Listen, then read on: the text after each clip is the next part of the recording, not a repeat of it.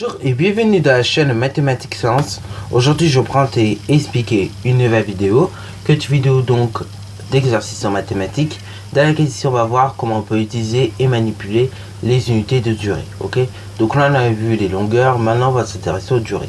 Alors donc on va partir d'un problème simple parce que c'est un problème de la vie de tous les jours pour arriver à quelque chose de concret. Alors donc, pour avoir un résultat tout simplement. Donc là, justement, on dit que un train est parti de Paris-Saint-Lazare à 17h23 et qu'il arrive à Mantes-la-Jolie à 18h47. Donc, et le temps de ce trajet, d'abord, il faut donner en heure et en minutes et après, convertir votre résultat en minutes. Ok?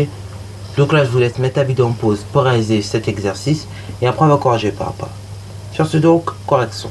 Alors, donc là, voilà. Là, il s'agit d'un calcul de durée simple, puisque c'est un truc qu'on fait dans la vie de tous les jours. Alors pour calculer une durée, comment on va s'y prendre?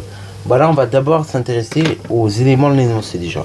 Donc on nous dit qu'un train est parti à 17h23 et qu'il arrive à 18h47. Donc en gros on dit de 17h23 à 18h47 combien il y a de temps. Donc ce que l'on va faire, on va réaliser une petite frise. Alors je vais la faire à la main vite fait. Et donc on va indiquer les heures. Alors donc là, ici on a 17h23. Déjà ce qu'on pourrait faire, c'est que on voit que de 17 à 18, on a une heure.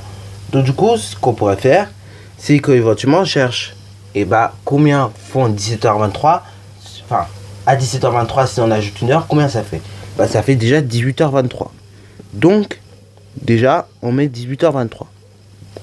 Ensuite, on voit qu'il reste quelque chose de 18h23 jusqu'à 18h47, ok?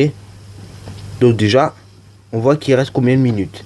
Et là, c'est simple, on fait 47 moins 23, et on trouve que ça fait 24. Donc là, ici, on a 4 minutes. Et ici, on a 1 heure. Donc du coup, en tout, on a 1 heure et 24 minutes, ok? Voilà. Donc le tout là, ça fait 1h24. Bon, ça c'est pour ceux qui font les schémas. Mais vous allez me dire comment on fait dans la vraie vie pour faire des calculs comme ça.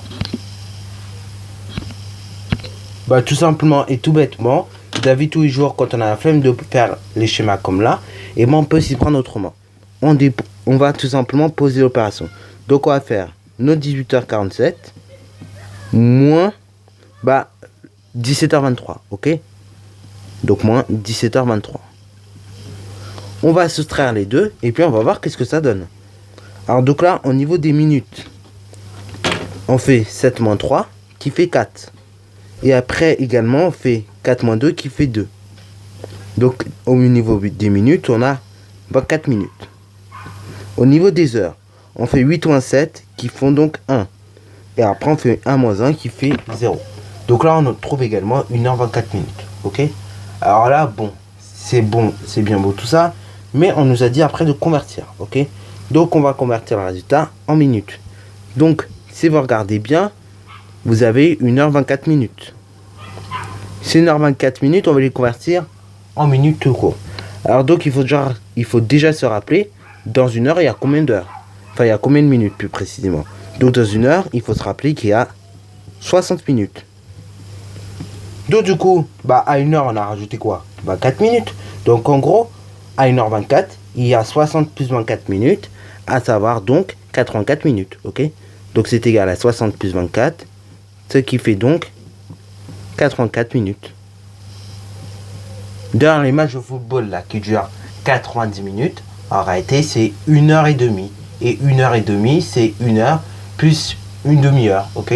Donc en gros c'est 1h30. Voilà, pour ceux qui ne savaient pas encore au foot là, combien ça dure un match. C'est 90 minutes et 90 minutes ça fait 1h30, ok? Voilà. Bon, du coup, ce qu'on peut faire en revanche, c'est qu'on peut noter une petite phrase de conclusion.